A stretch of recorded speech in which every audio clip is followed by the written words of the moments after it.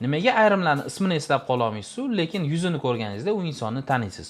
Bu xotiraning yomonligidan emas, balki miya odamning yuzini va ismini alohida qayta ishlashidandir. Tasavvur qiling, siz biror bir yangi inson bilan tanishdingiz va o'sha vaqtda sizga qarab "Assalomu alaykum, meni ismim Shahzod" deb o'zini tanishtirdi va sizni ongingiz o'sha paytda uni ismi, tashqi ko'rinishi, yuzi, atrof muhit hammasini bittada eslab qolishga harakat qiladi. Muammo shundaki, yuz ko'rish orqali keladigan juda boy ma'lumot. Ism esa shunchaki bitta so'z.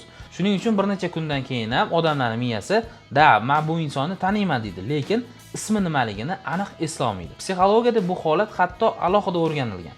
Odamlar tanish yuzni ko'rib, uni ismini eslay olmasligi juda keng tarqalgan muammo bo'lgan. Agar sizda ham xuddi shunaqa holatlar bo'layotgan bo'lsa, umuman siqilmang, chunki sizning xotirangiz normal ishlayapti. Agar sizga shunaqa oddiy ko'ringan, lekin juda ham qiziqarli bo'lgan ma'lumotlar yoqadigan bo'lsa, albatta sahifamizga obuna bo'ling va bizani kuzatib boring. Chunki keyingi videolar bundan ham qiziqarli bo'lishi aniq.